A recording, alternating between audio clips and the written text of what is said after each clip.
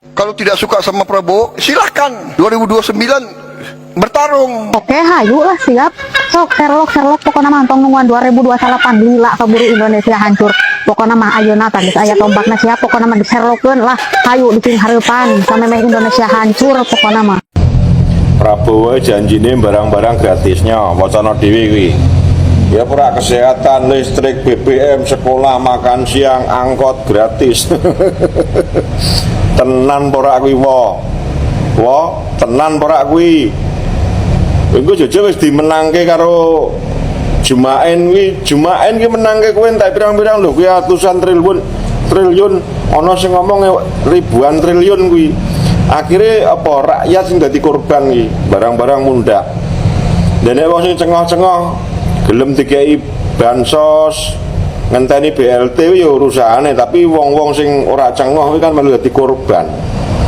Ya ora. Janjimu sak gunung nandur pohong ora iso kok. Coba food estate kuwi nandur pohong nang Kalimantan ki pertanggungjawabannya piye? Kayak ngentekke duit rakyat pirang triliun wae. Duitku barang nang kono piye? Kakean ngomong janji tok. Takbir. Sampai kapan masyarakat hanya sibuk mengkritik gitu ya, hanya sibuk omong-omong tanpa solusi, nggak bersatu mendukung Prabowo ya, kurang lebih seperti itulah teriakan-teriakan Don Dasko ini.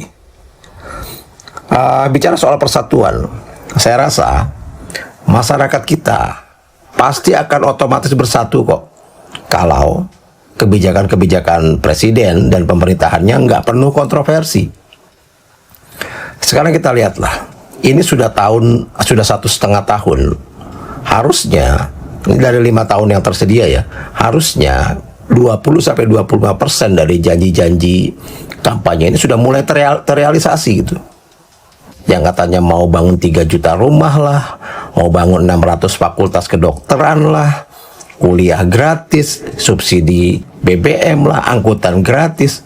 Itu kemana semua ceritanya? Kalau tidak suka sama Prabowo, silahkan 2029 bertarung. So mungkin di antara kalian ada yang tanya gini, John, kenapa sih CEO MBG kita begitu yakin dan penuh percaya dirinya mengatakan hal itu, seakan-akan dia akan menang lagi di 2029 nanti? Menurut saya, spekulasi saya, pandangan saya pribadi, ini adalah strategi para penguasa yang tersistematis, dan masih banyak di antara kita yang nggak menyadari itu. Bahkan dia udah tahu, dia udah kalkulasi, dan dia udah investasi lah. Lewat apa? Lewat program MBG ini. Maka mau dengan cara apapun, MBG ini tidak akan diberhentikan, tidak akan pernah stop. Mau gimana pun kejadiannya di lapangan, percaya saya. Bayangin aja, dari DPC-nya, partai-partai pendukung, Polri, TNI, itu semua punya SPPG. Kita mulai hitung nih, dari DPC-nya aja dulu deh. 9 dapur, kali 6 juta per hari insentif, 54 juta. Dikali 30 hari, kenapa 30 hari kerja? Karena nggak ada hari liburnya. Libur pun insentif tetap jalan dan bebas pajak. Kali 30 ini udah 1,6 sekian M. Dikali lagi setahun, itu udah 19,4 M sekian. Koreksi saya kalau saya salah hitung. Dikali lagi 5 tahun masa kepemimpinannya Prabowo Subianto, itu sudah 1,1 T, itu sudah main T lah. Nah, dengan duit sebanyak ini, untuk bakar 50 M sampai 500 M itu terlalu kecil buat mereka. Untuk apa? Untuk memenangkan kembali Prabowo Subianto di tahun 2029 nanti. Nah, makanya dia percaya diri. Kalian tahu kan, paham kan? Paspornya negeri ini, lu punya duit, lu punya kuasa. Ini yang 9 dapur loh. Bagaimana yang punya 40 dapur? Bagaimana yang punya Polri 1.500 dapur? Hah? So, sampai sini kalian masih percaya program ini murni kemanusiaan untuk rakyat? Atau ini strategi para rezim untuk mempertahankan kekuasaannya saja? Jangan dihujat dulu kayak warga FB. Kita diskusi di kolom komentar. Peace. Kalau tidak suka sama Prabowo, silahkan 2029 bertarung. Yang tidak suka dengan Prabowo, silahkan bertarung di tahun 2029 nanti. Begitu kata beliau. Masih tahun 2026. Masih awal tahun 2026 lagi. Itu artinya Bapak belum full 2 tahun menjabat sebagai presiden di Indonesia. Kurang bijak rasanya jika saat ini langsung membicarakan soal 2029 pemilihan presiden untuk periode selanjutnya. Masih terlalu dini. Masih terlalu menggebu-gebu. Saat ini seharusnya fokusnya adalah program kerja yang sedang berjalan dan yang sudah dilaksanakan. Dievaluasi lagi mana yang sudah maksimal, mana yang tidak. Sudah 1 juta lapangan kerja terwujud selama Bapak menjabat. Dan janjinya itu adalah 5 juta. maka masih ada yang kurang. Juga program MBG saat ini sedang berjalan, tapi nyatanya makanan itu masih banyak yang kurang layak dikonsumsi. Ada juga bahkan kasus keracunan. Itu artinya program ini belum sepenuhnya maksimal untuk dinyatakan sebagai program yang telah berhasil. Belum. Termasuk saat ini jangan juga dilupakan bahwasanya saudara-saudara kami yang di Sumatera masih membutuhkan bantuan untuk bencana Sumatera ini benar-benar tertanggulangi semaksimal mungkin sampai saudara-saudari kami kembali lagi mendapatkan kehidupan yang normal. Karena pada kenyataannya, saudara-saudari kami masih banyak yang tinggal di pengungsian. Mereka belum sepenuhnya menjalani kehidupan mereka seperti sebelumnya. Di mana anak-anak belum bisa maksimal untuk pergi ke sekolah, dan orang tua juga belum bisa maksimal untuk melanjutkan pekerjaannya mencari nafkah, dan lain-lain. Dan juga alangkah lebih bijaknya apabila seluruh visi misi yang telah disampaikan dan juga program kerja yang telah disampaikan oleh Bapak dan juga wakil Bapak di waktu memperjuangkan periode ini untuk direalisasikan selama Bapak menjabat. Alangkah lebih bijaknya jika itu yang sedang saat ini menjadi fokus utama dan menjadi pemberitaan utama dari Bapak untuk kami rakyat Indonesia saat ini. Terima kasih. Presiden pidato menyampaikan kalau tidak senang dengan saya di 2029 silakan bersaing dengan saya. Bapak Presiden yang terhormat, rakyat yang tidak senang ini, yang marah, benci dengan Bapak ini karena tidak suka kebijakan-kebijakan Bapak. Karena tidak suka pernyataan, sikap, ya, yang Bapak pertontonkan itu tidak sesuai dengan kebijakan Pak. Rakyat tidak suka Pak. Sehingga rakyat itu sebetulnya tidak ingin ada persaingan Pak. Rakyat maunya Bapak nggak usah nyalon Pak. Supaya negara ini bisa bebas Pak dari ancaman bubar Pak. Seperti yang Bapak bilang Pak. Rakyat ini pengen punya presiden yang berpihak Pak. Berpihak pada rakyat. Rakyat pengen punya presiden yang mengerti kondisi sesungguhnya Indonesia yang mau bubar yang Bapak bilang ini Pak. Supaya presiden ini benar-benar orang baik, orang jujur, orang komitmen pada janjinya yang perbaiki Indonesia Pak. Nah, kalau Bapak bilang ayo bersaing dengan saya, ya pasti Bapak menang Pak. Pasti Pak, karena pertama Bapak jadi presiden dari tangan presiden lama dengan sejumlah kekuasaan, Bapak jadi presiden pakai kekuasaan Pak. Pakai kekuasaan, pakai pemilu curang, pakai aparat, pakai uang negara, pakai bansos, pakai semuanya Pak. Bapak jadi presiden Pak. Saya dulunya berharap setelah Bapak jadi presiden, Bapak ya sudahlah itu jadi jembatan politik saja untuk Bapak jadi presiden. Berharapnya begitu. Begitu Bapak jadi presiden, apa yang pernah Bapak ucapkan itu Bapak lakukan untuk perbaiki negara. Termasuk Bapak bilang negara mau bubar, saya akan perbaiki. Maksudnya begitu jadi presiden Bapak perbaiki gitu loh. Tapi begitu Bapak jadi presiden kan enggak kelihatan. Justru lebih parah gitu Pak ya. Nah, kenapa? Karena sistem pemilunya memang busuk Pak. Kenapa Bapak menang? Ya Bapak pasti menang. Orang Bapak presiden incumbent kok. Orang Bapak sudah nyiapin proyek yang akan membiayai Bapak menang nanti. Orang semua aparat, semua BUMN Bapak sudah tempatkan orang Bapak kok. Hah? Yang kantong-kantong uang Bapak udah kuasai semua, termasuk BI segala macam. Udah pasti Pak. Bapak menang Pak, gak ada lawan Pak. Kedua pemilunya curang, ya kan? Semua Bapak kendalikan Pak. Ya siapa mau berkompetisi Pak? Tapi sekarang coba saya tantang Bapak Pak. Coba Bapak rubah sistem pemilu, bikin jadi jujur Pak. Bikin pemilu elektronik yang tidak bisa orang curang Pak. Elektronik sistem Pak. Terus bikin aturan, presiden tidak boleh manfaatkan segala macam. Walaupun sudah ada aturan jelas, tapi tidak diterapkan. Kalau semua diterapkan, saya yakin Pak, dari berapa 68% yang Bapak dapat itu Pak, mungkin tinggal 8% Pak yang milih Bapak Pak. Karena rakyat Indonesia ini semua sudah sadar Pak, bahwa Bapak itu terus terang aja Pak, seperti yang Bapak ucapkan Pak. Omong-omong Pak. Saudara, kesehatan nggak bayar, subsidi listrik, subsidi BBM, kemudian sekolah harus kita bikin nggak bayar, gratis. Kemudian kita akan kasih makan siang. Kemudian saudara-saudara, kita harus berani seperti negara lain. Angkutan di kota-kota besar kalau perlu subsidi 100%. Wah, udah banyak. Jadi saya setuju kita bisa tambah. We have to be more generous Bila diperlukan. beasiswa. Ya, baik. Dan sekolah universitas negeri benar-benar harus kita bikin, kalau bisa semuanya nggak bayar. Wah, luar Saya kira biasa. Terima kasih Pak Prabowo. Uangnya dari mana gitu loh. Halo guys, ada yang komen begini, Pak, komen dong soal atau mengenai Dasko yang teriak-teriak di ITB. Maksudnya video yang ini. Berapa lama Prabowo diberikan waktu untuk kemudian mewujudkan janji-janjinya? Kan kira-kira begitu. Saya justru akan bertanya, berapa lama kawan-kawan masyarakat sipil memberikan persatuan nasional kepada Prabowo agar dia punya waktu untuk bisa mewujudkan janji-janjinya buat kesejahteraan rakyat? Karena pada hari ini masyarakat sipil kita tidak kompak. Kita perlu persatuan nasional dan sumbangsi yang bukan omon-omon. Itu yang kita minta kepada kawan-kawan masyarakat sipil sekalian. Ya, menjawab pertanyaan soal berapa lama lagi waktu yang akan diberikan kepada Prabowo dan pemerintahannya untuk mewujudkan janji-janji kampanyenya. Nah, Dasko menjawab, justru katanya sampai kapan nih masyarakat hanya sibuk mengkritik gitu ya, hanya sibuk omong-omong tanpa solusi, nggak bersatu ya, mendukung Prabowo, ya kurang lebih seperti itulah teriakan-teriakan Don Dasko ini. Bicara soal persatuan, saya rasa masyarakat kita pasti akan otomatis bersatu kok kalau kebijakan-kebijakan presiden dan pemerintahannya nggak penuh kontroversi. Sekarang kita lihatlah, ini sudah 1,5 tahun.